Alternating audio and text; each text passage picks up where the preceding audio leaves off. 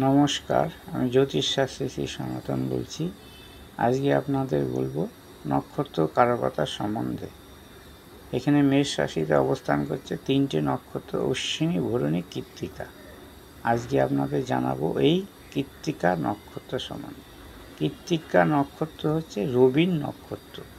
এই নক্ষত্র মেষ রাশিতে 3.20 অবস্থান করে, মানে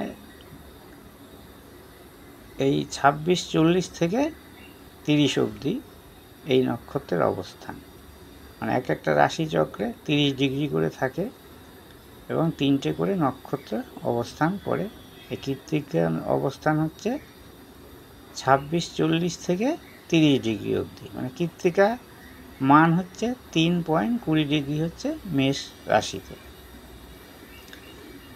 এই রাশিতে যদি চন্দ্র এই কৃত্তিকা নক্ষত্রে অবস্থান করে তাহলে আপনার রাশি নক্ষত্র হবে কৃত্তিকা, রাশি হবে মেষ, নক্ষত্র হবে কৃত্তিকা। এই কৃত্তিকা নক্ষত্র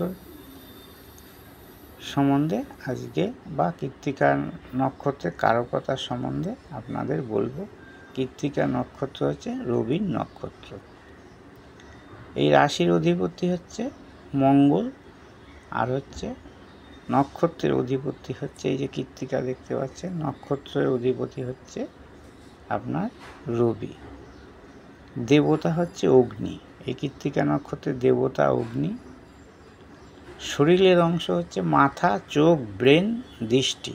রোগ: অতিরিক্ত জ্বর, ম্যালেরিয়া, ফাইলেরিয়া, বসন্ত রোগ, সেলিব্রি অ্যাটাক, মেনিনজাইটিস, চোট আঘাত, দুর্ঘটনা এবং কার্বন কল, এগুলো হচ্ছে রোগ। মানসিকতা: সাধারণ ভালো সাহস, স্বাস্থ্য, উৎসাহী, এগিয়ে চলার মানসিকতা, কলহকারী, নেতৃত্ব দেবার গুণ, আদেশকারী এবং প্রতিবাদী।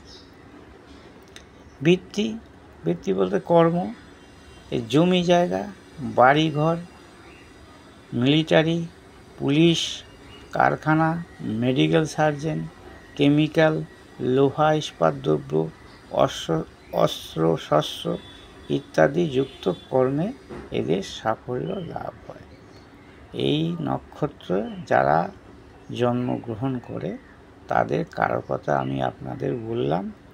এই কারকতা জ্যোতিষ শিখতে গেলে বা জ্যোতিষ জানতে গেলে এই কারকতা আপনাদের অবশ্যই মনে রাখতে হবে।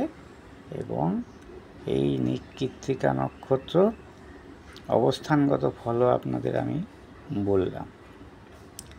আমার মোবাইল নম্বর হচ্ছে 9333828747।